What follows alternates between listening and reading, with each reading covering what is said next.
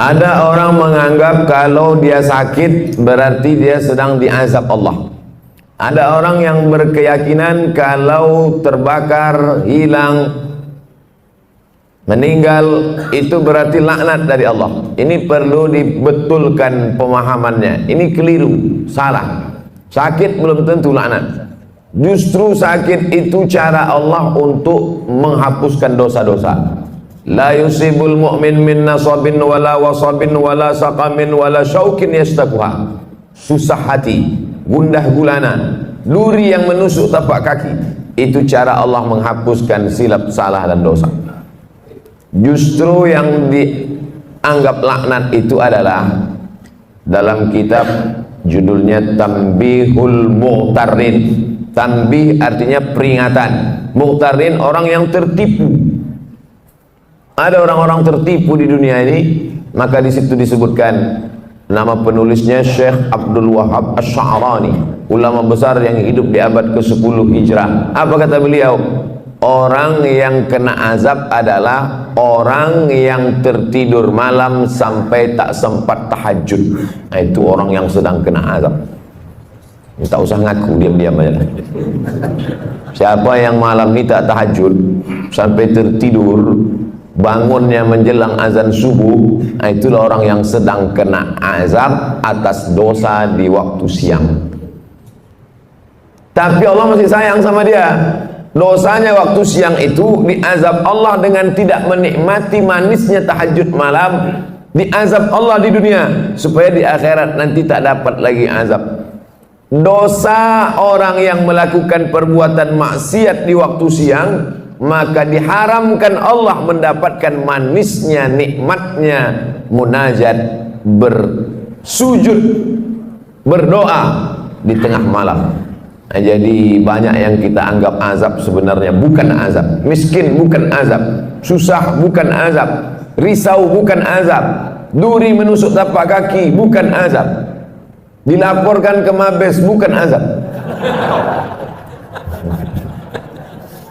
Saudara yang dimuliakan Allah Subhanahu wa taala, justru azab adalah ketika tertidur lelap sampai azan subuh tiba. Alhamdulillah, malam ini yang paling afdolnya tahajud itu jam berapa Pak Ustaz? Sepertiga malam. Malam itu dihitungnya sejak jam berapa? Dari mulai setelah Isya. Jadi ngitungnya dari jam 8, 9, 10, 11, 12, 1, 2, 3, 4, 5. Dibagi 3. 9, 10, 11, 12, 1, 2, 3, 4, 5. Begitu cara membagi malam itu. Maka yang paling afdal adalah 12, 1, 2. Itu makanya ada Ustadz dulu menjelaskan kapan waktu yang afdal sholat tahajud Ustadz? Ya agak-agak jam 2 lah. Tapi zaman Nabi tak ada jam. Dari mana Ustadz tahu jam 2? So aku tanya-tanya. Udah begitu dari dulu. Cara ngitungnya begitu. Ngitung malam itu dari azan Isya ke azan subuh. Nah, jadi kalau dihitung dari jam 8 azan Isya, 9, 10, 11, 12, 1, 2, 3, 4, 5. Jadi kalau saya tahajud jam 9 Pak Ustaz, sah. Tapi waktunya tak afdal, tak utama. Dia mau pergi naik pesawat ke luar negeri, pesawatnya jam 11. Habis Isya itu sholat dia. Tapi tak ada tidur dulu. Kalau tidur dulu namanya tahajud. Kalau tak ada tidurnya namanya qiyamul lail. Itu beda tahajud sama qiyamul lail. Tak dapat tahajud karena tak tidur, dapat qiyamul lail. Jangan menunggu tidur sampai tak tahajud. Kau kenapa tak pernah sholat malam? Itulah aku payah. Aku kalau udah tidur nih azan subuh baru bangun.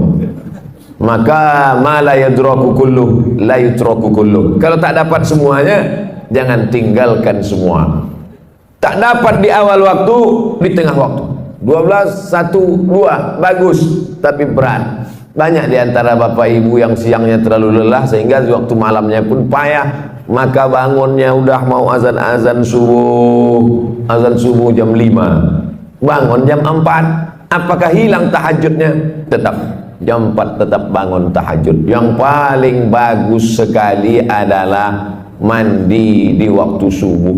Kenapa begitu? Oh, mandi waktu subuh ini kan kena rematik Pak Ustadz. Yang rematik itu dari azan maghrib ke jam 12 malam.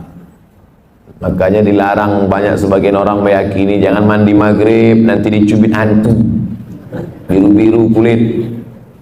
Pergeseran waktu siang dan malam. Dulu anak-anak kecil selalu dilarang, jangan lari-lari, jangan lari-lari maghrib, banyak setan.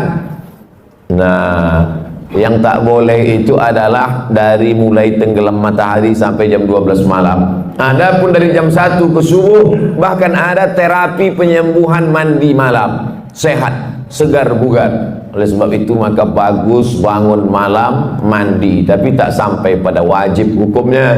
Apalagi dia banyak silap salah berdosa kemudian mandi taubat, dia diniatkannya mandi taubat, bagus sekali. Ma min muslimin yuznibu dzamban, ada orang silap salah buat dosa, summa yatatahhar, bersuci dia. Suci ada 3, mandi, wudu, tayammum. Yang tak bisa mandi, wudu. Wudu pun tak bisa, kata dokter tak boleh kena air. Kalau kena air mati. Tayamum, belajar tayamum bagus. Yang tak bisa tayamum, tak mungkin tak bisa tayamum. Tak bisa tayamum sendiri, ditayamumkan. Boleh dia ditayamumkan, diajarkan tayamum. Tayamum pun tak bisa, mati je lah. Habis sudah batas limit waktu untuk beribadah kepada Allah Subhanahu wa ta'ala. Kenapa kita masih hidup malam ini? Banyak orang lebih muda dari kita, lebih sehat dari kita, lebih hebat dari kita, mati. Orang kalau nengok saya banyak, wah aku tengok gaya Ustaz ini tak lama lagi gitu. Banyak orang yang lebih sehat dari saya mati duluan, saya hidup. Ustaz sering-sering jogging biar agak segar sedikit, banyak habis jogging mati. Tapi jangan takut jogging gara-gara ini. Yang olahraga tetap. Kita sehat hidup hari ini bukan karena olahraga.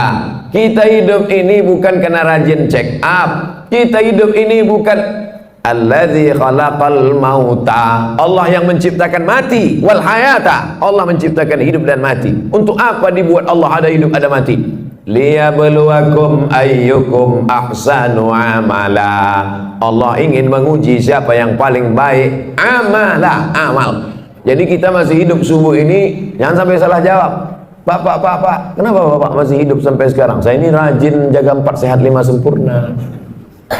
Banyak orang makannya sehat, dijaganya betul. Bapak makan ini takut kolesterol, Bapak makan ini takut darah tinggi, Bapak makan ini takut gula darah, menguap mati.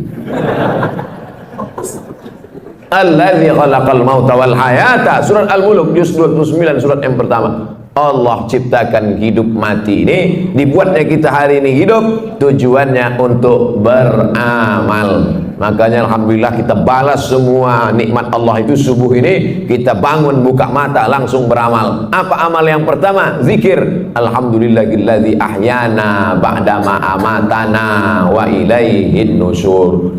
Dulu orang begitu kalau bangun tidur, bangun alhamdulillah. Dia enggak sekarang, begitu bangun langsung ambil HP. Bapak Ibu yang dimuliakan Allah Subhanahu wa taala. Setelah bersih, apa salat yang paling bagus dilaksanakan? Salat sunat wudu. Dalilnya mana? Hadis riwayat dari Bilal bin Rabah. Bilal, ya Rasulullah, ku dengar suara selopmu dalam surga. Suara sendal bergesek ke lantai, kresek. Apa maknanya kalau kita dengar suara selop orang? Itu menunjukkan dia dekat, suara selopnya kedengaran. Sebagian orang begitu, ada juga sebagian lagi tak terdengar suara selopnya, tercium bau asapnya. Merokok. Ku dengar suara selop sendalmu dalam surga, hai Bilal. Apa amal kau Bilal? Kata Bilal, aku tak pernah meninggalkan solat sunnah setelah bersuci berwudu. Tak pernah dibuat Nabi, tak pernah disuruh Nabi, tak pernah diajarkan Nabi, tak pernah Nabi mengatakan, hai orang beriman, kalian kalau habis wudu sholat sunatlah kalian, tak pernah. Itu murni inisiatif, ide dari Bilal. Setiap habis wudu sholat sunat dia, setiap habis wudu sholat sunat dia. Lalu kemudian Allah tunjukkan kepada Sayyidina wa Maulana Muhammad sallallahu alaihi wasallam, ini balasan amal Bilal. Nabi bertanya, itu bukan Nabi tak tahu, Nabi mau ngasih tahu pada orang yang menuduh bahwa perbuatan baik itu jangan asal dilaksanakan. Nih perbuatan baik yang tak pernah dibuat Nabi tapi disetujui Nabi. Engkau masuk surga gara-gara amalmu wahai Bilal. Maka kita pun kalau mau ikut amal baik, habis wudu sholat sunat. Bagi yang pakai usolli sunnatal wudu raka'ataini lillahi ta'ala. Bagi al-wasliyah pakai usolli, Muhammadiyah tak pakai usolli. Allahu Akbar. Niatnya di mana? Dalam hati. Tak usah berkelahi antara al-wasliyah Muhammadiyah. Kau, aku dua-dua tak pernah buat. Parah. Seumur hidup tak pernah sholat sunat wudu agak sekali. Buatlah banyak-banyak Pak Ustaz, asal setiap habis wudu sholat sunat wudu. Bagus sekali. Lalu setelah sholat sunat, ayatnya Pak Ustaz terserah. Faqra'u ma tayassara minal Qur'an. Bacalah apa yang mudah bagimu dari Al-Quran. Ghairil maghdubi alaihim waladdallin. Amin. Apa yang ingat? Kebetulan orang baru balik haji. Ingat ayat haji? Wa atimmul hajja wal umrata lillah. Ayat apa ingat? Ayat tentang kurban Pak Ustaz. Inna a'tainakal kautsar fasholli li rabbika wanhar inna syani'aka huwal abtar. Apa aja ayat yang kau ingat? Itu baca. Kalau tak baca ayat Pak Ustaz, sholatnya sah. Membaca ayat itu hukumnya sunnah. Tak dibacanya ayat sah, tapi parah kali lah itu pula. Baca ayat pun tak bisa. Kalau qul huwallah aja saya baca Pak Ustaz, sah.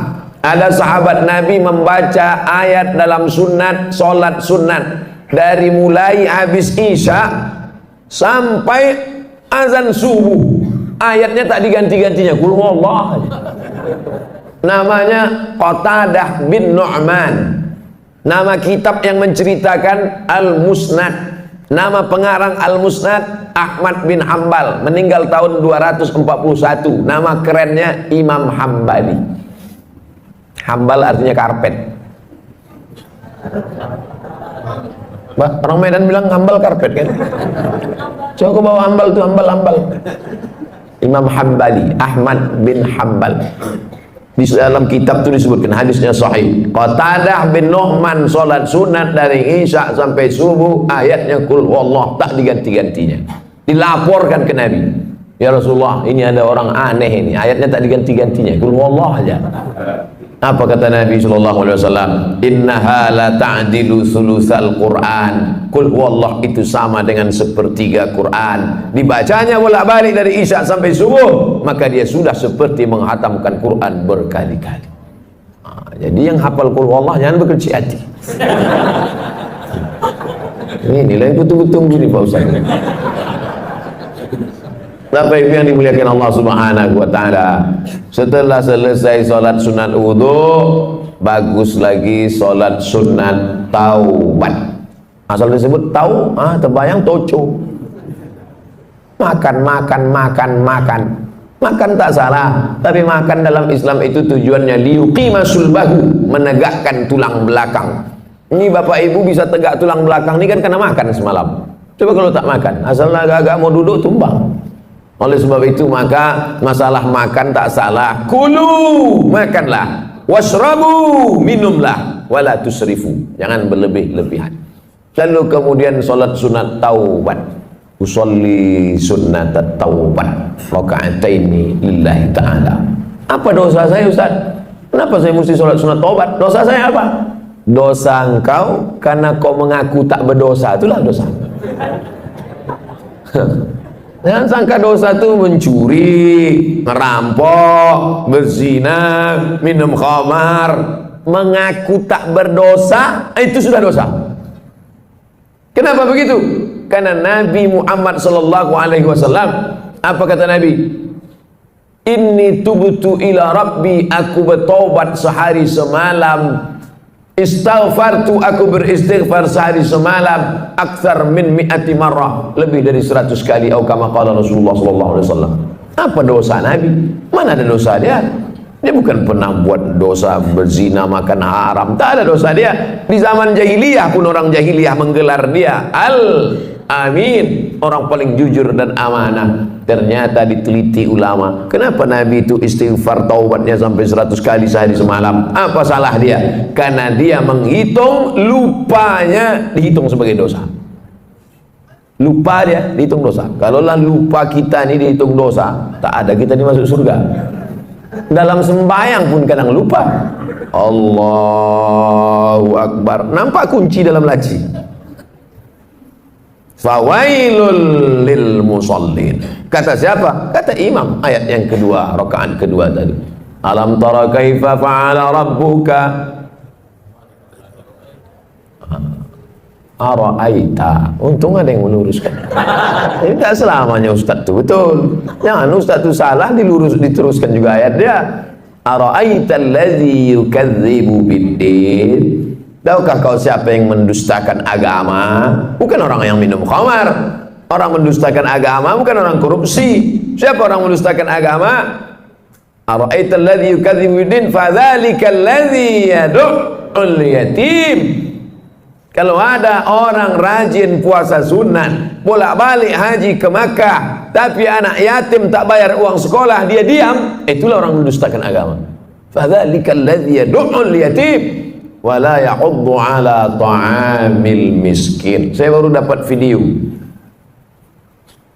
Anak kecil bersandar di dinding, digeser sama petugas, jatuh, mati dalam kelaparan.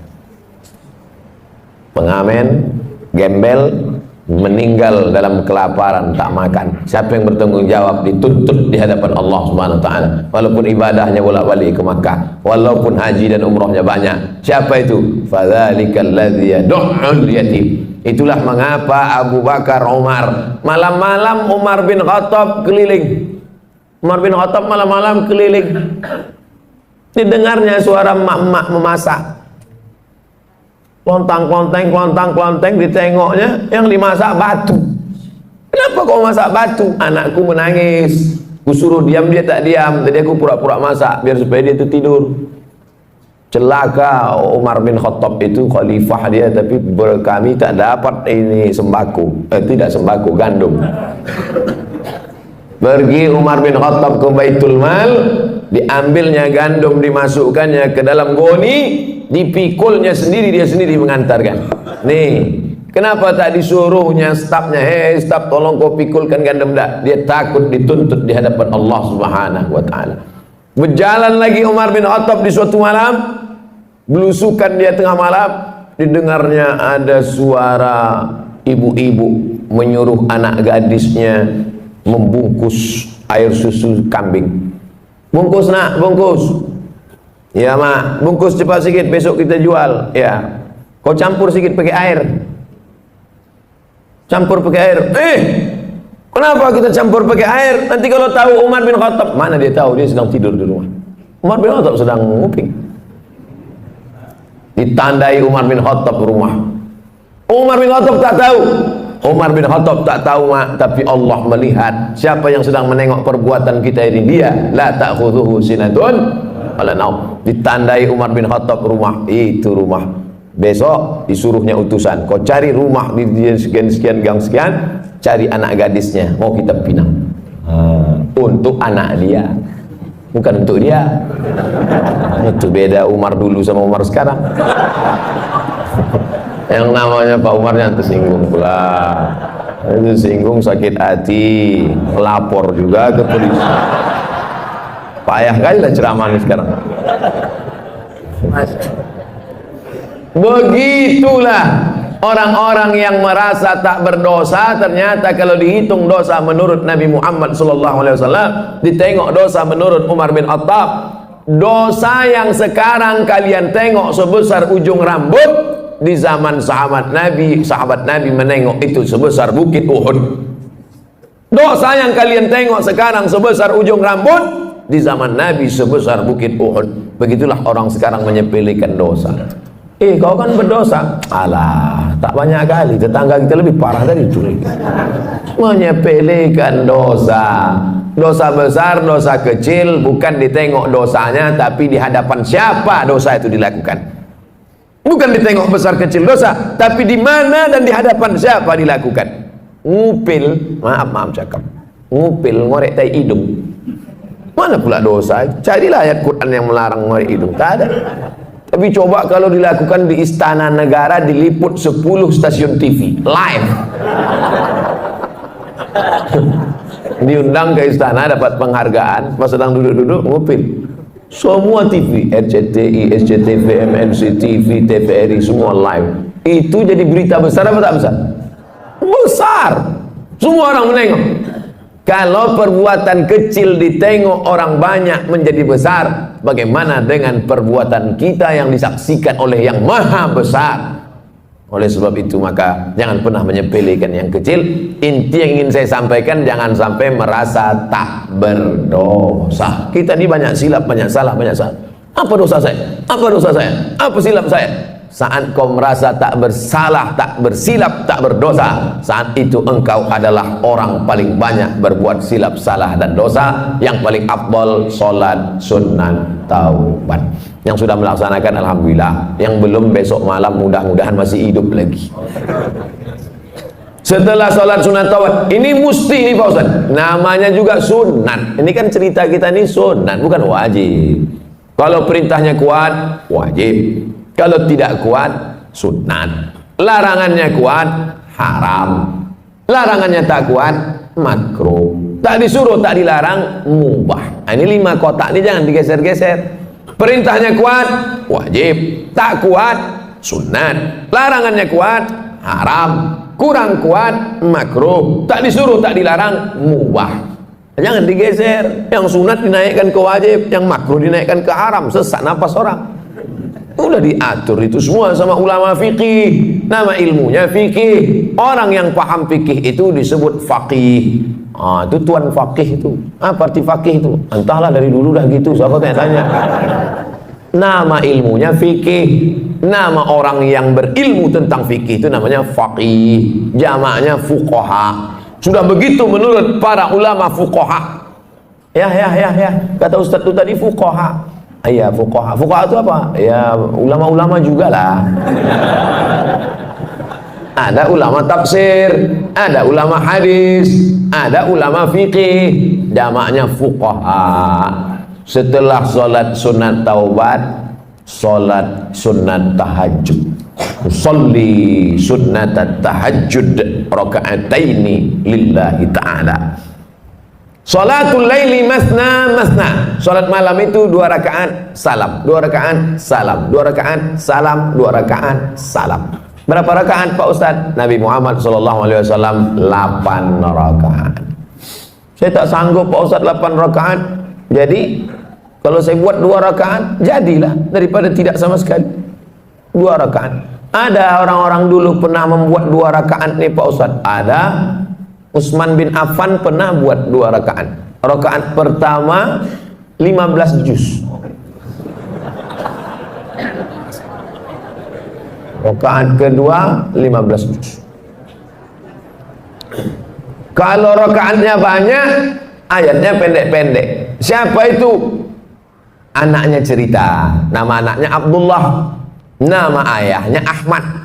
Abdullah bin Ahmad. Nama atuknya Hambal. Abdullah bin Ahmad bin Hambal. Abdullah, ya, ayah kau ulama besar. Oh, imam mazhab. Mazhab yang ketiga, paling tua, Hanafi. Nomor 2, Maliki. Nomor 3, Syafi'i. Nomor 4, Hambali. Ayahnya imam mazhab yang keempat di Baghdad, Irak. Ayah kau ulama besar. Ulama besar, hebat. Berapa rakaat sembahyang malamnya? 300 rakaat, 300 rakaat. Sebelum masuk penjara. Begitu masuk penjara disiksa, sakit. Keluar dari penjara 150 rakaat. Imam Ahmad bin Hanbal. Kita berapa rakaat? 8 rakaat. Itu pun ayatnya sehembus napas. Saking kencangnya tak ingat. Nauzubillah. Jadi membandingkan diri kita ini dengan ulama. Ada ulama namanya Sajjad. Sajjad artinya orang banyak sujud, maka disebut dia dengan Imam As-Sajjad. Namanya Ali, nama atuknya Ali juga, Ali bin Husain bin Ali, suami Fatimah binti Muhammad sallallahu alaihi wasallam. Jadi kalau dihitung dari Nabi keberapa dia itu? Ali bin Husain bin Fatimah binti Muhammad SAW, cicit Nabi. Namanya Ali Zainal Abidin. Zainal artinya perhiasan, Abidin orang ahli ibadah. Zainal Abidin perhiasan ahli ibadah. Sajjad karena banyak sujud, sujudnya sehari semalam 1000 kali.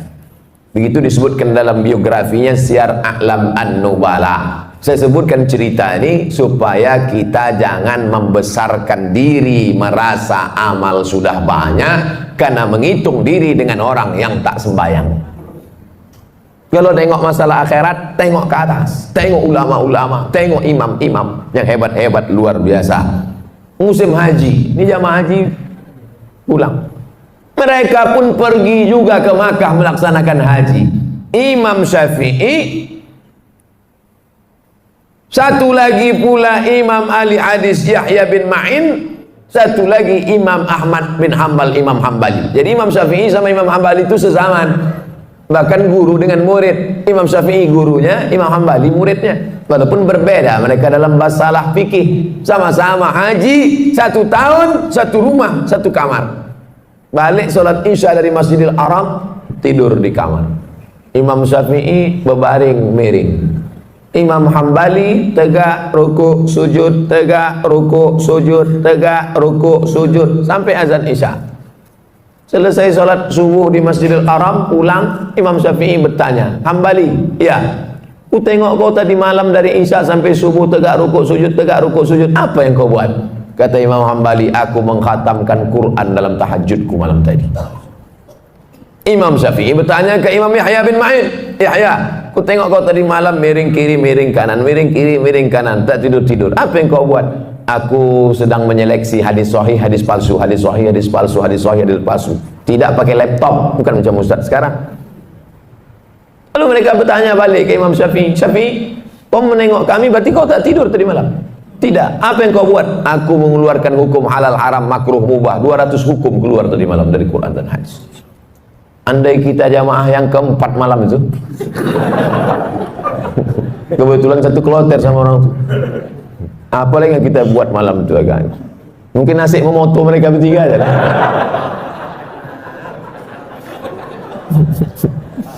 Begitulah kita kalau dibandingkan ulama salaf.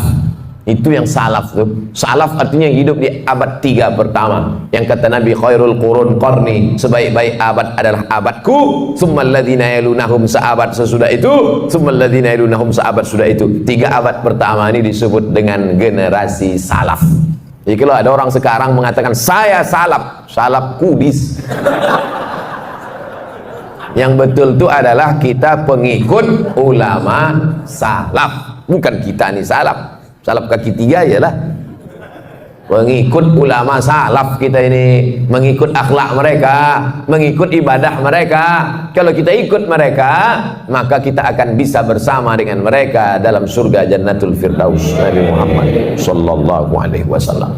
Nah, setelah dapat 8 rakaat mengikut Nabi sallallahu alaihi wasallam, Nabi itu 8 rakaat, ya. Yang menengok siapa? Istri dia, namanya Ummul Mukminin, ibunya orang beriman, Sayyidatuna Aisyah radhiyallahu anha. Aku tengok Nabi salat. Berapa rakaat Nabi salat? Kata dia 11 rakaat. Karena 8 ditambah 3 ditutup dengan witir. Ij'alu akhira salatikumul laila al-witra. Jadikanlah salat malam kalian yang terakhir ditutup dengan witir. Makanya habis tahajud 8 tuh tutup witir. Usolli sunnatal witri thalatha raka'atin. Bagi yang mau 3 rakaat 1 salam, tidak pakai tasyahud awal supaya tak sama macam maghrib. Tapi bagi yang mazhab Syafi'i dibuat dia 2-1. Witir kan ganjil Pak Ustaz, ya. Lalu yang 2 itu apa namanya? Syafa' wal fajri walayalin ashri wasyaf'i wal watri. Watri ganjil, syafa' genap. Jadi sholat 2 rakaat dulu. Usolli sunnata syaf'i ma'al witri. Aku sholat syafa' 2 rakaat sepaket dengan witir lillahi ta'ala. Habis itu baru sholat witir 1 rakaat. Dia masih 3. Pilihlah. Masjid ini kemarin waktu bulan Ramadan witirnya 21 atau 3 rakaat 1 salam. 21 dengan 3 rakaat 1 salam. Dalam mazhab Syafi'i lebih afdal 21, karena yang 2 rakaat 1 salam itu iftitahnya 2 kali, tasyahudnya 2 kali, lebih banyak amalnya. Tapi saya tak menyalahkan yang 3 rakaat 1 salam tanpa tasyahud awal supaya tak sama dengan maghrib, karena ada juga dalam pendapat para ulama. Tak perlu mempermasalahkan yang tak masalah sehingga menjadi masalah. Disitulah letak masalahnya. Nah, habis witir, sholat hajatnya kapan Pak Ustadz? Kalau mau sholat hajat bisa sebelum tahajud tadi atau di sela-sela dari tahajud ke witir. Yang penting setelah habis witir tutup, selesai. Waktu menjelang azan subuh, apa yang perlu kita lakukan? Wabil ashari hum yastaghfirun. Paling bagus di waktu sahur menjelang azan subuh banyak-banyak beristighfar. Ambil tasbih, istighfar. Astaghfirullahaladzim, astaghfirullahaladzim, astaghfirullahaladzim. Tasbih-tasbih yang tergantung di kaca spion itu cabutlah. Udah lama betul mobil itu bertasbih dah. Jangan sampai mobil itu masuk surga, awak masuk neraka. Cabutlah, cabut. Besok cabut. Astaghfirullahaladzim, astaghfirullah. Man lazimal istighfar, siapa yang memperbanyak istighfar, 3 balasan orang banyak istighfar. Ja'alallahu lahu min kulli dhiqin makhraja. Kesempitan hidupnya dikasih Allah kelapangan. Wa min kulli hammin faraja. Kesusahannya diberikan Allah kesenangan. Wa razaqahu min haitsu la yahtasib. Dikasih Allah rezeki dari jalan yang tak disangka-sangka. Hati susah senang bukan karena harta, karena banyak orang kaya raya mati bunuh diri karena hatinya sempit. Orang yang disempitkan Allah dadanya, dipendekkan Allah pandangan matanya, sejengkal saja dia menengok dunia, mudah stres, depresi. Angka bunuh diri terbesar di dunia bukan di Indonesia, bukan karena PHK, bukan karena tak ada kesempatan kerja, bukan karena miskin rakyat jelata. Angka bunuh diri terbesar di dunia di Eropa dan Amerika yang kaya raya. Kenapa? Stres, depresi. Mereka pakai mobil mewah, pakai baby Benz, pakai BMW, kena penyakit insomnia, tak bisa tidur malam. Orang kita naik sudako itu tidur. Sampai ke Simpang Marendal, padahal mau belanja ke Simpang Limun. Bayangkan itu. Bapak ibu pikir tidur ini masalah sepele. Berapa banyak orang kaya tak bisa tidur, makan pil tidur. Betul tak ceritanya? Oleh sebab itu kalau ada kawan tertidur, diamkan aja. Nah, itu dia sedang dalam nikmat yang besar. Bapak ibu yang dimuliakan Allah Subhanahu wa ta'ala. Oleh sebab itu maka Allah Ta'ala beri kelapangan hati kepada Nabi Musa alaihi salam dalam doanya, Rabbi syrahli, lapangkan dada ni ya Allah, karena dunia ini penuh dengan masalah. Nabi Muhammad SAW juga dilapangkan Allah dadanya. Apa kata Allah? Alam nasyrah laka, minta kelapangan hati. Kalau cerita masalah sempit sekarang ini, saya yang paling sempit hati saya. Saya sedang dilaporkan. Tapi karena didoakan oleh para jamaah, terutama yang paling banyak mendoakan saya, inilah panitia masjid subuh nih. Ya Allah, kami sudah memasang tenda di belakang semua. Kalau sampailah Ustadz itu stres tak bisa ceramah, hancurlah program kami. Bapak ibu yang dimuliakan Allah Subhanahu wa ta'ala, dengan berzikir, bersolat, bertasbih, beristighfar bukan berarti manusia tidak menghadapi masalah, karena dunia tempat masalah. Tapi dengan berzikir, bertasbih, beristighfar adalah merubah cara kita menghadapi masalah. Allah berikan kelapangan hati, Allah berikan kesabaran, Allah berikan. Banyak orang-orang soleh itu mati di tiang gantungan. Siapa contohnya? Tonton film Umar Mukhtar, pejuang dari Libya yang menggantungnya Mussolini. Mussolini, Said Kutub meninggal di tiang gantungan. Pagi-pagi pas mau dia digantung itu, malam tuh mimpi dia menengok Nabi Muhammad sallallahu alaihi wasallam. Cerita tentang dia mau digantung, malamnya jumpa Nabi itu diceritakan dalam ceramah ulama besar dari Mesir namanya Syekh Abdul Hamid Kishi. Syekh Abdul Hamid Kishi. Pas mau digantung pagi itu tersenyum dia. Nampaknya tiang gantungan itu macam tangan bidadari sedang melambai. Tak sabar dia mau mati menghadap Allah Subhanahu wa taala.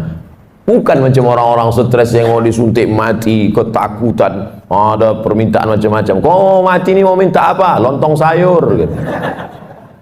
Saudara yang dimuliakan Allah Subhanahu wa taala, hidup ini hanya tempat persinggahan sejenak dalam perjalanan panjang sementara sampai ke tujuan. Hidup ini tak sampai seperti setengah sayap nyamuk. Bukan sayap pesawat, sayap nyamuk. Hidup ini hanya setetes. Kalau dapat jangan sombong, karena yang kau dapat cuma setetes. Yang kaya raya, yang pejabat, yang hebat, cuma setetes. Yang tak dapat pun jangan terlalu sedih, karena yang tak dapat itu pun cuma setetes. Kita semua akan mati menghadap Allah. Apa yang akan dibawa? Berjumpalah ulama yang populer, yang masyhur, yang punya banyak jamaah, ulama fikih, dengan ulama yang tak terkenal, ulama mastur yang tak dikenal masyhur, ulama tasawuf. Meninggal ulama fikih yang populer, yang terkenal, yang viral, yang masyhur, yang hebat, yang punya jabatan itu, mimpi berjumpa ulama tasawuf. Apalah yang kau dapat di akhirat dengan kepopuleran, dengan jabatanmu, dengan kehebatan namamu itu? Diambilnya debu, ditiupnya di tapak tangan. Itulah follower. Itulah semua.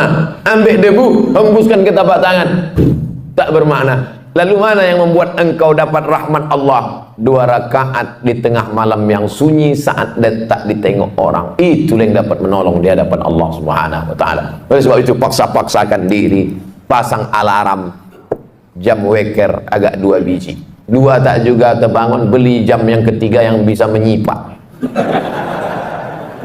Supaya terbangun kita di hadapan Allah. Rahimallahu imra'an, Allah mencurahkan rahmatnya pada suami allazi aiqadha ahlahu, yang membangunkan istrinya. Allah mencurahkan rahmat pada suami yang membangunkan istrinya dengan menyiramkan air, mengajak dia tahajud malam. Rahimallahu imra'atan, Allah merahmati istri perempuan. Ada laki-laki, ada lagi tren sekarang LGBT.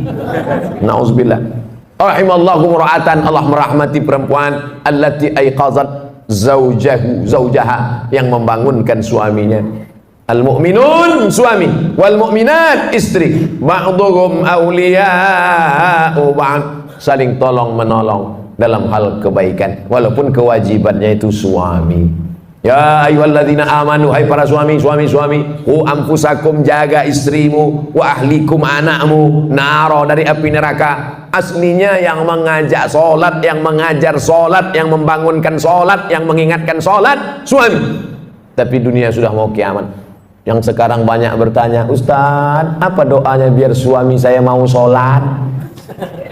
Jadi laki kau tak sembahyang? Enggak. Dari dulu atau sampai sekarang? Memang dari nikah tak sembahyang. Kenapa mau sama dia? Saya pun dulu tak sembahyang. Belakang-belakangan ini tobat saya Pak Ustaz. Laki saya tetap Fir'aun. Sabar ibu, sabar, banyak-banyak doa sama Allah. 2 gendangnya, kalau tak dia mati, ibu mati. Inilah bapak nih, cerita laki ibu tu mati, bapak ketawa pula. Mestinya sedih lah. Bapak ibu yang dimuliakan Allah Subhanahu wa taala, sampai pada akhirnya azan subuh pun berkumandang. Tahanlah kita dengan wudhu tadi. Kalau wudhunya batal, diganti tajdidul wudhu, memperbaharui wudhu. Kalau saya ragu Pak Ustaz, batal apa tak batal? Batal apa tak batal? Al yaqinu la yuzalu bisyak, keyakinan yang kuat tak mungkin dirusak oleh ragu. Hatta tasma'a sautan, jangan kau wudhu lagi, jangan kau batalkan solatmu. Kalau datang bisik-bisik, batal wudhumu, batal wudhumu, batal wudhumu, batal wudhumu, jangan kau berhenti solat. Hatta tasma'a sautan, sampai kau dengar suara, au tajidarian, atau kau cium bau. Dengar suara, tercium bau, baru batal. Tak ada suara, tak ada berbau, tak batal. Tak bersuara, bau, batal. Kadang kita ini kan diganggu-ganggu setan. Udah batal, udah batal, udah batal, udah batal. Itu memang kerja setan. Jangan disalah-salahkan setan. Kenapa setan ini gini? Itulah kerja aku, kata dia. Itulah kerja dia, SOP dia. SOS, standar operasional setan. Nah, azan subuh ke masjid. Raka'atul fajri, 2 rakaat qabliyah subuh, khairum minad dunya wa ma fiha. Siapa yang paling kaya di dunia ini sekarang? Bill Gates, yang punya Microsoft. Siapa yang paling kaya di dunia ini sekarang? Yang punya Yahoo, yang punya Google, Facebook. Siapa yang paling kaya dunia ini sekarang? Yang paling kaya sekarang adalah kita, karena kita sudah dapat dunia dan seisinya. Qobliyah subuh. Yang tadi qobliyah subuh. Yang tadi tak qobliyah subuh, masbuk terlambat. Boleh qobliyah subuh setelah sholat subuh, tapi jangan di masjid. Balik ke rumah, qobliyah subuh, qadha, diganti. Tapi jangan tiap-tiap subuh. Sekali-sekali. Kalau tiap-tiap subuh itu namanya hobi. Usolli sunnatas subhi raka'ataini qabliyatan. Ayatnya rakaat pertama qul ya ayyuhal kafirun. Rakaat kedua qul huwallahu ahad. Kenapa itu ayat yang dipilih? Qul ya ayyuhal kafirun. Kau boleh tetangga dengan non muslim, kau boleh sekantor dengan beda agama, tapi sebelum matahari terbit kau sudah kuatkan akidah wala ana abadu ma abattum wala antum abiduna ma abud lakum dinukum. Jadi rakaat kedua kuatkan benteng, Tuhanmu bukan satu, bukan dua, bukan tiga. Qul huwallahu ahad, Allahus somad. Meminta hanya kepada dia, Allahus somad. Siapa dia? Lam yalid wa lam yulad walam yakul lahu kufuwan ahad. Habis itu barulah sholat subuh. Kalau qabliyah subuhnya saja lebih baik daripada dunia dan seisinya, apalagi sholat subuhnya. Kalau sudah sholat subuh macam sholat Jumat begini, ini tanda Palestina tak lama lagi akan merdeka. Tapi jangan subuhnya aja. Bapak Ibu yang dimuliakan Allah, Allah bisa karena biasa. Dari kecil terlonjak-lonjak, sudah besar terbawa-bawa, sudah tua terubah tidak. Oleh sebab itu anak-anak kecil ini dibangunkan pagi, sholat subuh, sholat subuh, sholat subuh, sholat subuh nak, sholat subuh nak, kata ayahnya. Apa kata emaknya? Biarkan aja lah bang, tanggal merah. Mana ada sholat tanggal merah? Oleh sebab itu maka dididik dia. Kalaulah sempat dia nanti tua, agak-agak nyasar, agak-agak salah jalan sikit, tapi nanti teringat dia. Mungkin bapak bukan ustadz, tak pandai berceramah, tak pernah mengajar dia, ya ayyuhallazina amanu. Tapi tangan bapak menenteng tangan dia, asal mau ke masjid tarik dia, nanti sampai masanya diingat itu. Saya berjumpa sama promotor musik. Promotor musik tahu sendirilah, band itulah sembahyang dia. Putar juga kepalanya, tapi mabuk, bukan berzikir. Saya tak sholat Pak Ustadz, tak puasa Pak Ustadz. Kalau sudah membawa grup musik tur 6 bulan, dari mulai Aceh, Medan, Riau, Jambi, Palembang, Lampung, Bengkulu, 6 bulan. Tur lagi Kalimantan, tur lagi. Sampai akhirnya suatu petang duduk saya di atas pentas musik, mau show nanti malam, habis masang-masang lampu segala macam. Pas matahari mau tenggelam, nampak saya merah di ufuk barat, terdengar suara azan. Allahu Akbar, Allahu Akbar. Pas sedang itu teringat saya almarhum ayah menenteng tangan saya ke masjid dulu waktu kecil. Saya tinggalkan semua, tobat saya.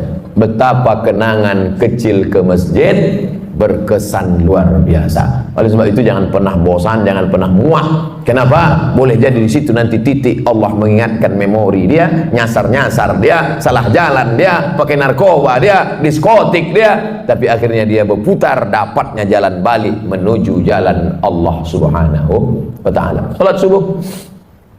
Ustadz besok jadi imam ya? Jangan dulu, suara saya ini sedang keras. Suara berceramah ini keras, dibawa menjadi imam macam kopi kering bunyinya. Alhamdulillah. Makmum di belakang macam tak ada aja imam lain. Kita tahu diri. Teman-teman petantang-petantang Ustaz, silakan maju Pak Ustaz. Iya, kita ukur diri kita. Ada imam yang lebih layak maju, biarlah imam tetap aja Pak maju. Yang kedua, saya tak mau maju nih petantang-petantang, takut salah adab. Rupanya di masjid itu tak pakai kunut, awak berkunut. Rupanya masjid itu berkunut, kita tak berkunut. Gara-gara kunut, kata jamaah, Ustaz itu tak berkunut, tak usahlah kita dengar ceramahnya. Kunut ini hukumnya sunat ab'ad dalam mazhab Syafi'i. Kalau lupa baca kunut, sujud sahwi. Imamnya lupa, sujud sahwi. Makmumnya ikut sujud. Allahu Akbar, subhana man la yanamu wa la yashu. Maha suci Allah yang tak tidur dan tak lupa. Allahu Akbar, duduk, sujud lagi. Subhana man la yanamu wa la yashu, baru salam. Assalamualaikum warahmatullahi. Menurut mazhab Syafi'i. Rupanya masjid kita tadi berkunut. Allahumma hdina fi man hadait. Makmum tinggal amin, 5 amin. Allahumma hdina fi man hadait, amin. Wa'afina fi man afait, amin. Wa tawallana fi man tawallait, amin. Wa barik lana fi ma atait, amin. Wa qina bi rahmatika syarra ma qadait, amin. Sisanya tak diaminkan, baca sendiri. Fa innaka taqdi wa la yuqda 'alaik wa innahu la yadhillu man walayt wa la ya'izzu man hadait, tabarakta rabbana wa ta'ala. Falakal hamdu 'ala ma qadait, nastaghfiruka wa natubu ilaik. Tutup dengan selawat. Wa sallallahu ala sayyidina Muhammadin nabiyil ummi wa ala alihi wa sahbihi wa baraka wa sallam. Tak hafal Pak Ustaz, gerak-gerakkan air mulut. Doa sunat, diam aja, diam. Yang wajib itu rukun Fatihah.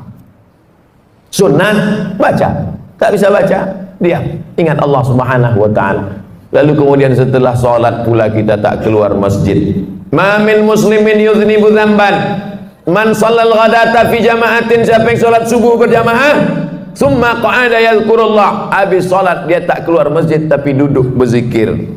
Majelis ilmu ini majelis zikir, karena yang kita bahas, kita ceritakan tak ada lain Quran, hadis, pendapat ulama. Quran, hadis, pendapat ulama. Siapa yang sholat subuh berjamaah, duduk berzikir mengingat Allah, hatta tatul asyam, sampai terbit matahari. Mudah ngitungnya. Sekarang maghrib jam berapa?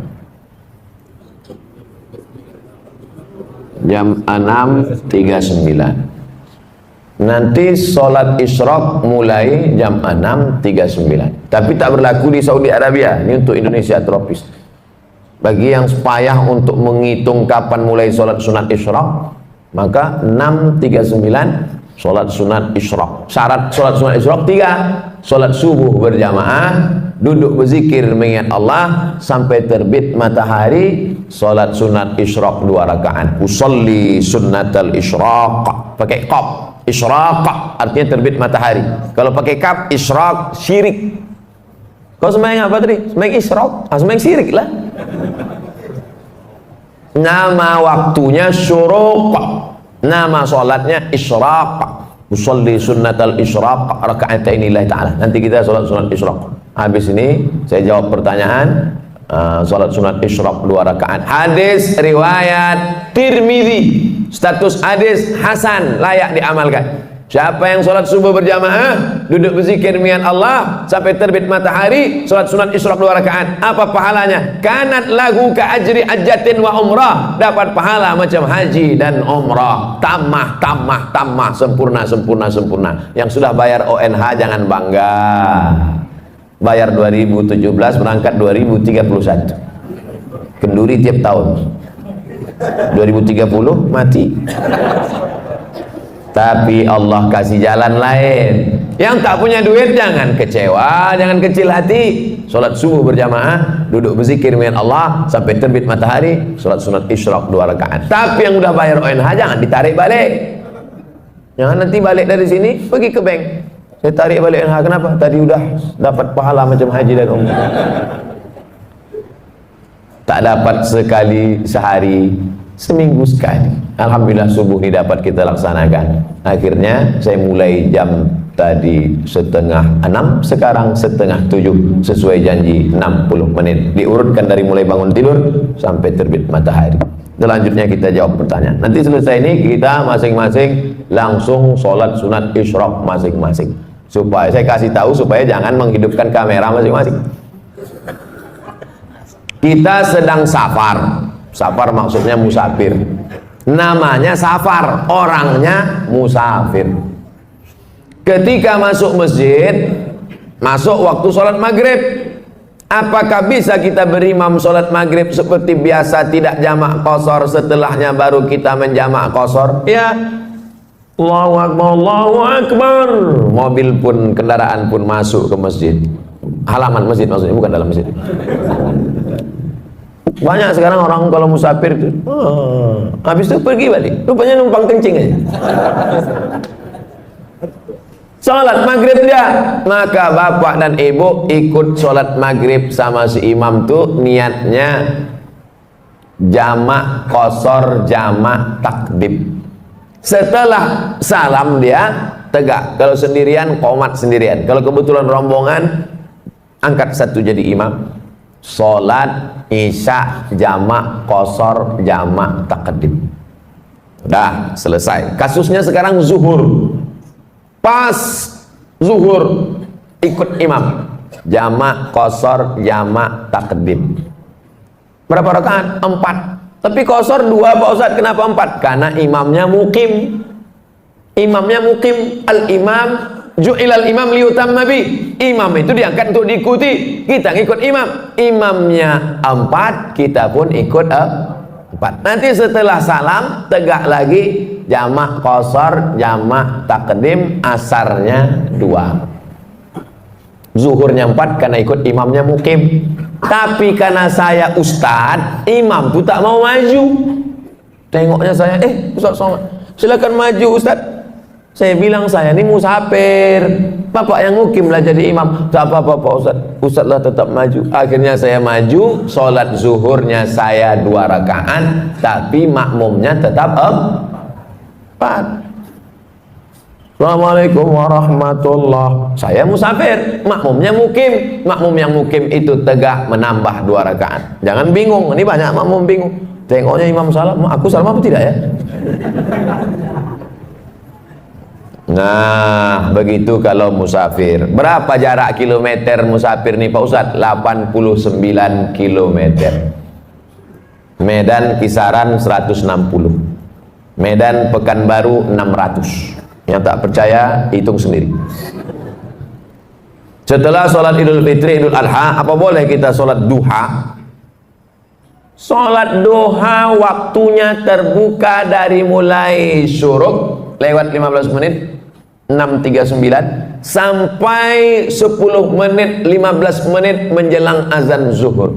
Zuhur 12.32 kurang 15, 12.15. Masih ada waktu duha. Jumlah rakaatnya tidak terbatas, unlimited edition.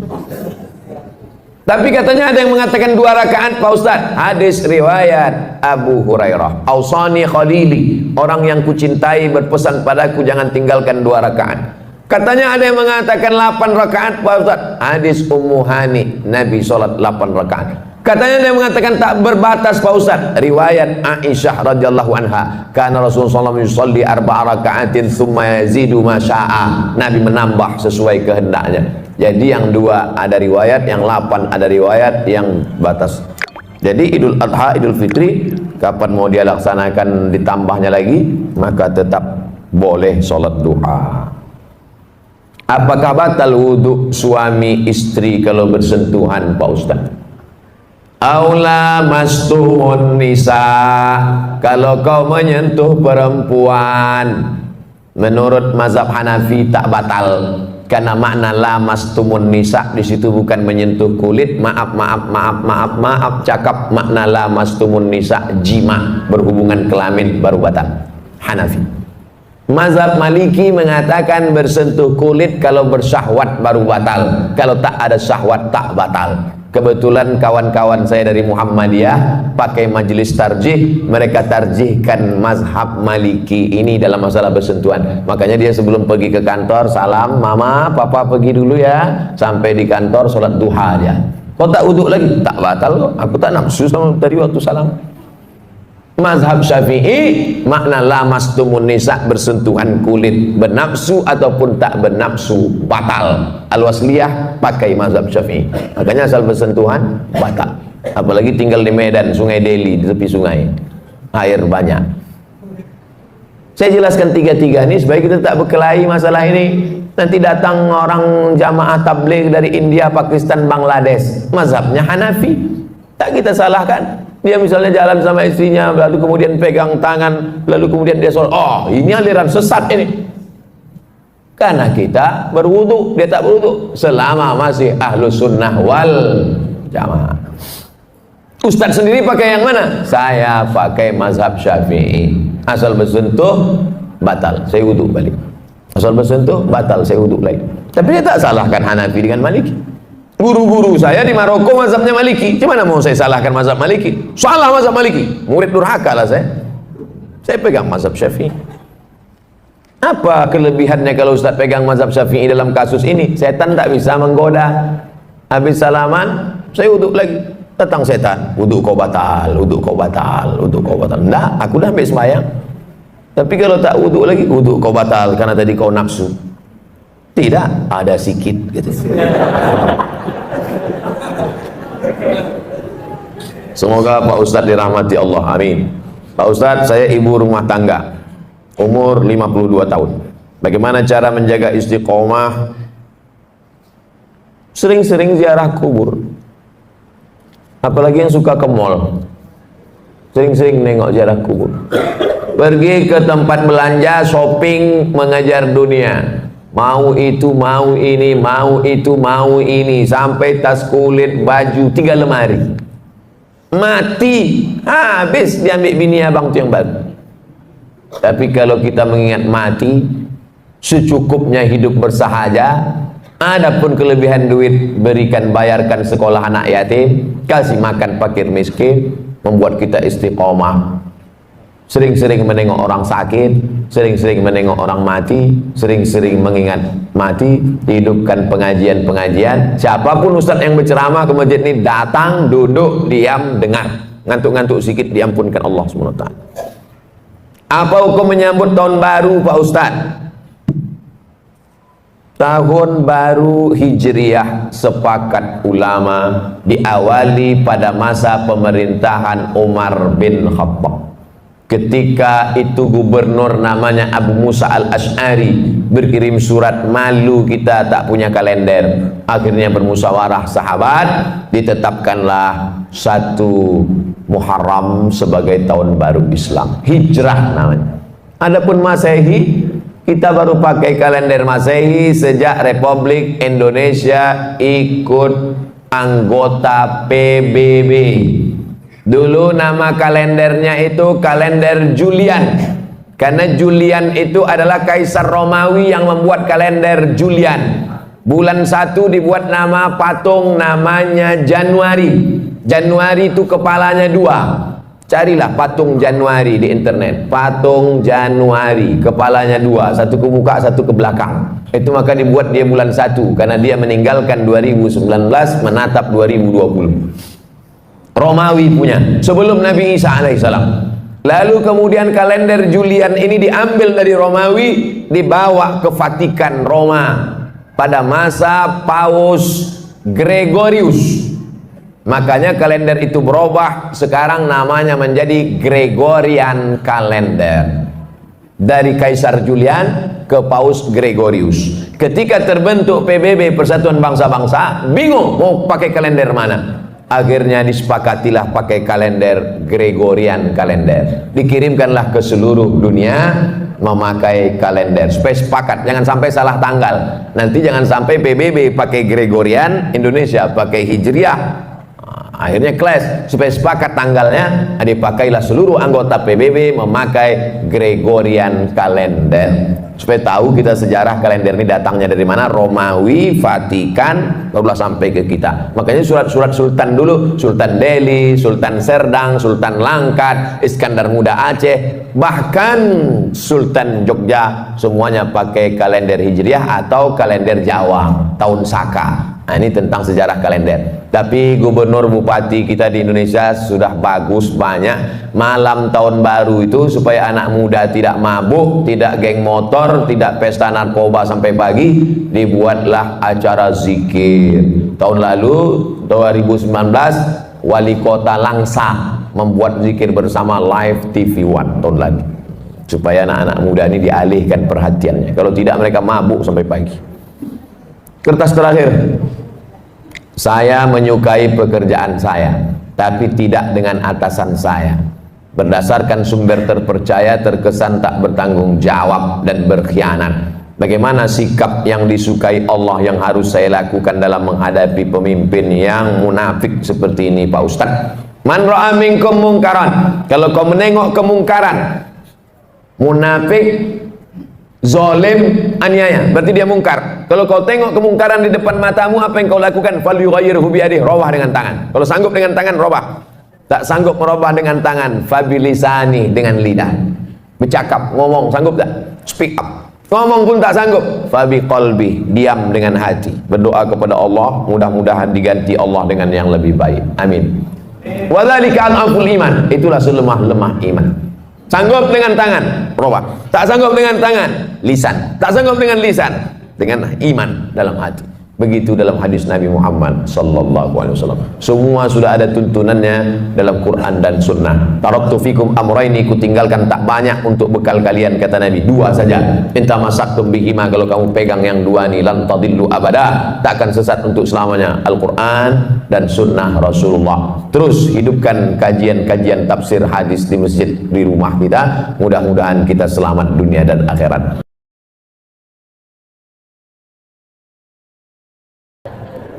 Begitulah orang-orang yang merasa tak berdosa, ternyata kalau dihitung dosa menurut Nabi Muhammad SAW, ditengok dosa menurut Umar bin Khattab, dosa yang sekarang kalian tengok sebesar ujung rambut, di zaman sahabat Nabi menengok itu sebesar bukit Uhud.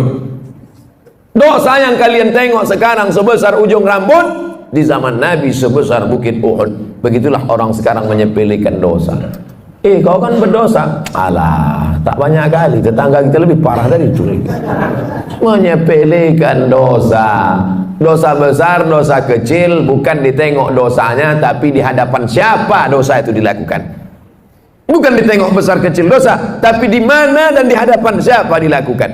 Ngupil, maaf cakap, ngupil, ngorek tai hidung, mana pula dosa? Carilah ayat Quran yang melarang ngorek hidung. Tak ada. Tapi coba kalau dilakukan di Istana Negara, diliput 10 stasiun TV live. Diundang ke istana, dapat penghargaan, pas sedang duduk-duduk ngupil. Semua TV, RCTI, SCTV, MNC-TV, TVRI, semua live. Itu jadi berita besar apa tak besar? Besar. Semua orang menengok. Kalau perbuatan kecil ditengok orang banyak menjadi besar, bagaimana dengan perbuatan kita yang disaksikan oleh yang maha besar? Oleh sebab itu maka jangan pernah menyepelekan yang kecil. Inti yang ingin saya sampaikan, jangan sampai merasa tak berdosa. Kita ini banyak silap, banyak salah, banyak salah. Apa dosa saya? Apa dosa saya? Apa silap saya? Saat kau merasa tak bersalah, tak bersilap, tak berdosa, saat itu engkau adalah orang paling banyak berbuat silap, salah dan dosa. Yang paling afdal sholat sunat taubat. Yang sudah melaksanakan alhamdulillah, yang belum besok malam mudah-mudahan masih hidup lagi. Setelah sholat sunat taubat, ini mesti nih Pak Ustaz, namanya juga sunat. Ini kan cerita kita nih sunat, bukan wajib. Kalau perintahnya kuat, wajib. Kalau tidak kuat, sunat. Larangannya kuat, haram. Larangannya tak kuat, makruh. Tak disuruh, tak dilarang, mubah. Nah, ini 5 kotak ini jangan digeser-geser. Perintahnya kuat, wajib. Tak kuat, sunat. Larangannya kuat, haram, kurang kuat makruh, tak disuruh tak dilarang mubah. Jangan digeser, yang sunat dinaikkan ke wajib, yang makruh dinaikkan ke haram, sesak napas orang. Udah diatur itu semua sama ulama fikih. Nama ilmunya fikih. Orang yang paham fikih itu disebut faqih. Itu tuan faqih itu. Apa arti faqih itu? Entahlah, dari dulu dah gitu, siapa tanya-tanya. Nama ilmunya fikih. Nama orang yang berilmu tentang fikih itu namanya faqih. Jamaknya fuqaha. Sudah begitu menurut para ulama fuqaha. Ya. Kata Ustaz itu tadi fuqaha. Iya, fuqaha. Fuqaha itu apa? Ya, ulama-ulama juga lah. Ada ulama tafsir, ada ulama hadis, ada ulama fikih. Jamaknya fuqaha. Setelah sholat sunat taubat, sholat sunat tahajud. Usolli sunnat tahajud raka'ataini lillahi ta'ala. Sholatul laili masna masna. Sholat malam itu 2 rakaat salam, 2 rakaat salam, 2 rakaat salam, 2 rakaat salam. Berapa rakaat Pak Ustaz? Nabi Muhammad SAW 8 rakaat. Saya tak sanggup Pak Ustaz 8 rakaat. Jadi kalau saya buat 2 rakaat, jadilah daripada tidak sama sekali. 2 rakaat. Ada orang-orang dulu pernah membuat 2 rakaat nih Pak Ustaz. Ada. Utsman bin Affan pernah buat 2 rakaat. Rakaat pertama 15 juz. Rakaat kedua 15 juz. Kalau rakaatnya banyak, ayatnya pendek-pendek. Siapa itu? Anaknya cerita. Nama anaknya Abdullah. Nama ayahnya Ahmad. Abdullah bin Ahmad. Nama atuknya Hambal. Abdullah bin Ahmad bin Hambal. Abdullah, ya, ayah kau ulama besar. Oh, imam mazhab. Mazhab yang ketiga, paling tua Hanafi, nomor 2 Maliki, nomor 3 Syafi'i, nomor 4 Hambali. Ayahnya imam mazhab yang keempat di Baghdad, Irak. Ayah kau ulama besar. Ulama besar, hebat. Berapa rakaat sembahyang malamnya? 300 rakaat. 300 rakaat. Sebelum masuk penjara. Begitu masuk penjara disiksa, sakit. Keluar dari penjara 150 rakaat. Imam Ahmad bin Hanbal. Kita berapa rakaat? 8 rakaat. Itu pun ayatnya sehembus napas. Saking kencangnya tak ingat. Nauzubillah. Jadi membandingkan diri kita ini dengan ulama. Ada ulama namanya Sajjad. Sajjad artinya orang banyak sujud. Maka disebut dia dengan Imam As-Sajjad. Namanya Ali. Nama atuknya Ali juga. Ali bin Husain bin Ali, suami Fatimah binti Muhammad sallallahu alaihi wasallam. Jadi kalau dihitung dari Nabi keberapa dia itu? Ali bin Husain bin Fatimah binti Muhammad SAW, cicit Nabi. Namanya Ali Zainal Abidin. Zainal artinya perhiasan. Abidin orang ahli ibadah. Zainal Abidin perhiasan ahli ibadah. Sajjad karena banyak sujud. Sujudnya sehari semalam 1000 kali. Begitu disebutkan dalam biografinya Syiar A'lam An-Nubala. Saya sebutkan cerita ini supaya kita jangan membesarkan diri, merasa amal sudah banyak karena menghitung diri dengan orang yang tak sembahyang. Kalau tengok masalah akhirat, tengok ke atas, tengok ulama-ulama, tengok imam-imam yang hebat-hebat luar biasa. Musim haji, ini jamaah haji pulang. Mereka pun pergi juga ke Makkah melaksanakan haji. Imam Syafi'i, satu lagi pula Imam Ali Hadis Yahya bin Ma'in, satu lagi Imam Ahmad bin Hanbal, Imam Hambali. Jadi Imam Syafi'i sama Imam Hambali itu sezaman, bahkan guru dengan murid. Imam Syafi'i gurunya, Imam Hambali muridnya. Walaupun berbeda mereka dalam masalah fikih, sama-sama haji, 1 tahun, 1 rumah, 1 kamar. Balik sholat isya dari Masjidil Haram, tidur di kamar. Imam Syafi'i berbaring miring. Imam Hambali tegak rukuk sujud, tegak rukuk sujud, tegak rukuk sujud sampai azan isya. Selesai sholat subuh di Masjidil Haram, pulang, Imam Syafi'i bertanya, Hambali, ya, ku tengok kau tadi malam dari Isya sampai subuh tegak rukuk sujud, apa yang kau buat? Kata Imam Hambali, aku mengkhatamkan Quran dalam tahajudku malam tadi.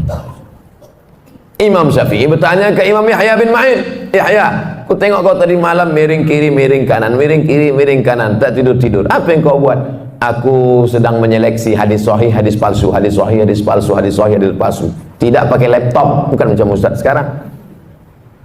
Lalu mereka bertanya balik ke Imam Syafi'i, Syafi'i, kau menengok kami, berarti kau tak tidur tadi malam?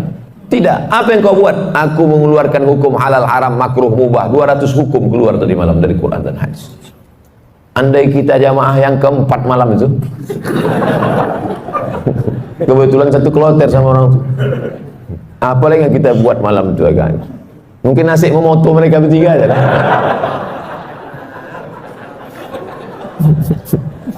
Begitulah kita kalau dibandingkan ulama salaf. Itu yang salaf tuh. Salaf artinya hidup di abad 3 pertama. Yang kata Nabi, khairul qurun qarni, sebaik-baik abad adalah abadku, tsummal ladzina yalunahum, seabad sesudah itu, tsummal ladzina yalunahum, seabad sudah itu. 3 abad pertama ini disebut dengan generasi salaf. Jadi kalau ada orang sekarang mengatakan saya salaf, salaf kudis.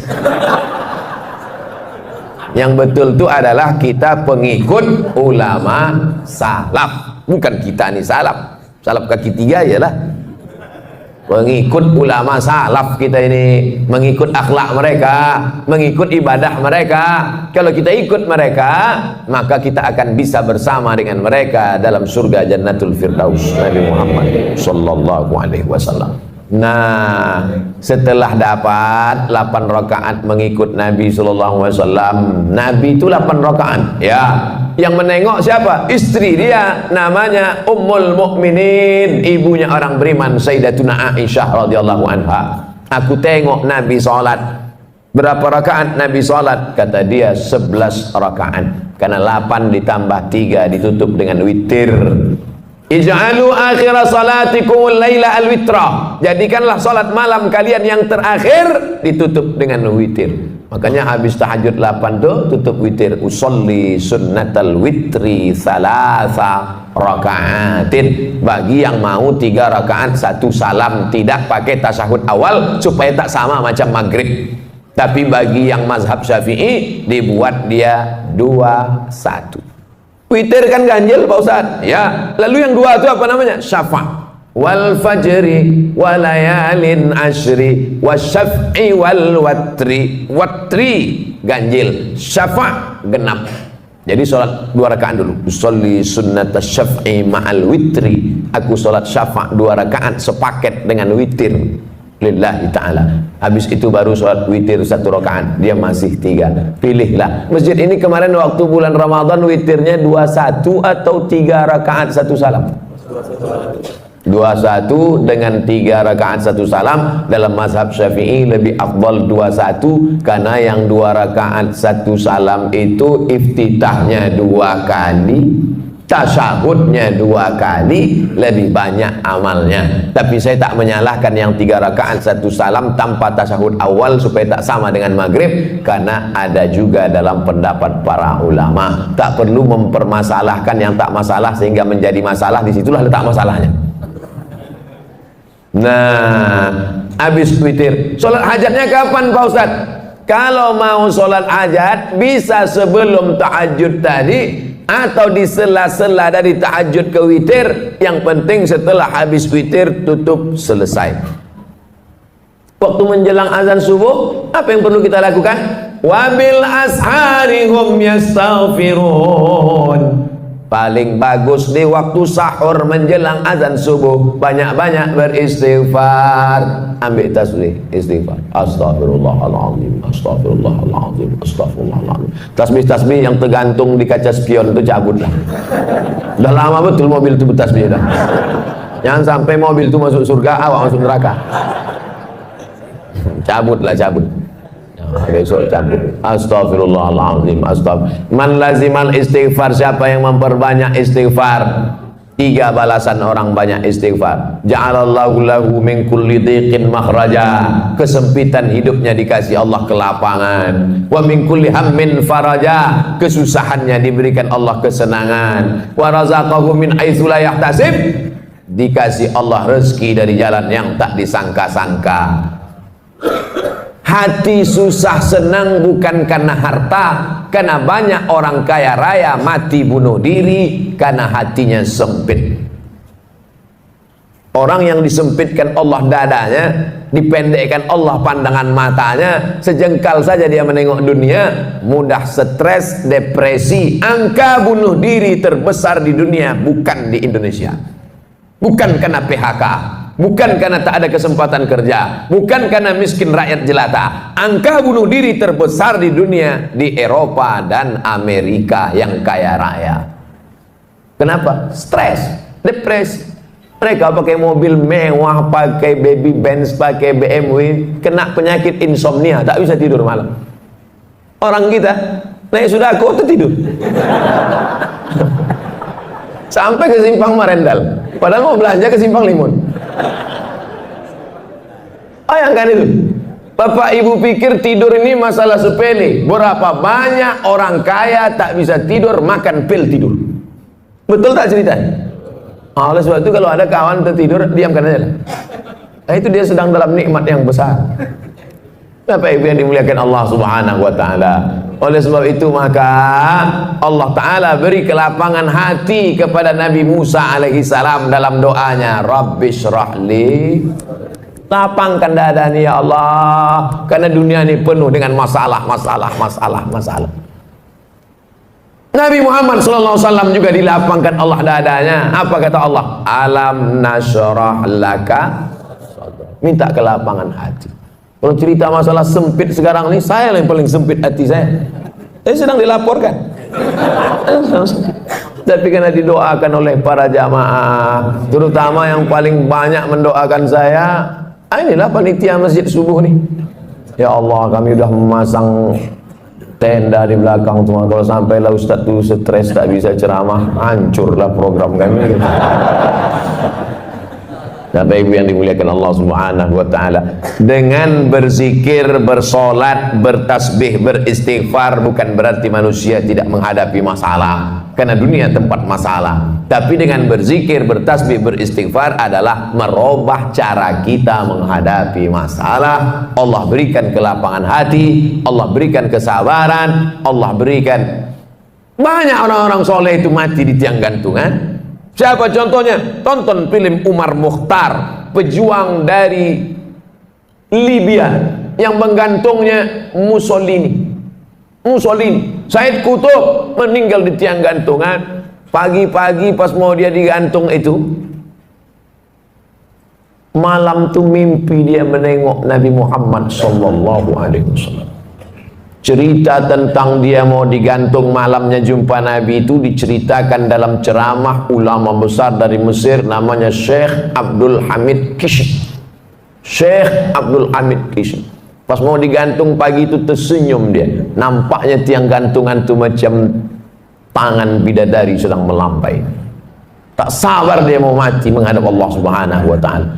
Bukan macam orang-orang stres yang mau disuntik mati, ketakutan, ada permintaan macam-macam. Kau mati ini mau minta apa? Lontong sayur gitu. Saudara yang dimuliakan Allah subhanahu wa ta'ala, hidup ini hanya tempat persinggahan sejenak dalam perjalanan panjang sementara sampai ke tujuan. Hidup ini tak sampai seperti setengah sayap nyamuk. Bukan sayap pesawat, sayap nyamuk. Hidup ini hanya setetes. Kalau dapat jangan sombong, karena yang kau dapat cuma setetes. Yang kaya raya, yang pejabat, yang hebat, cuma setetes. Yang tak dapat pun jangan terlalu sedih, karena yang tak dapat itu pun cuma setetes. Kita semua akan mati menghadap Allah. Apa yang akan dibawa? Berjumpalah ulama yang populer, yang masyhur, yang punya banyak jamaah, ulama fikih, dengan ulama yang tak terkenal, ulama mastur yang tak dikenal masyhur, ulama tasawuf. Meninggal ulama fikih yang populer, yang terkenal, yang viral, yang masyhur, yang hebat, yang punya jabatan itu, mimpi berjumpa ulama tasawuf. Apalah yang kau dapat di akhirat dengan kepopuleran, dengan jabatanmu, dengan kehebatan namamu itu? Diambilnya debu, ditiupnya di tapak tangan. Itulah follower. Itulah semua. Ambil debu, hembuskan ke tapak tangan. Tak bermakna. Lalu mana yang membuat engkau dapat rahmat Allah? 2 rakaat di tengah malam yang sunyi saat tak ditengok orang. Itulah yang dapat menolong di hadapan Allah Subhanahu wa taala. Oleh sebab itu paksa-paksakan diri, pasang alarm, jam weker agak 2 biji. 2 tak juga terbangun, beli jam yang ketiga yang bisa menyipak. Supaya terbangun kita di hadapan Allah. Rahimallahu imra'an, Allah mencurahkan rahmatnya pada suami allazi aiqadha ahlahu, yang membangunkan istrinya. Allah mencurahkan rahmat pada suami yang membangunkan istrinya dengan menyiramkan air, mengajak dia tahajud malam. Rahimallahu imra'atan, Allah merahmati istri perempuan. Ada laki-laki, ada lagi tren sekarang LGBT. Nauzubillah. Rahimallahu imra'atan, Allah merahmati perempuan allati aiqazat zaujaha, yang membangunkan suaminya.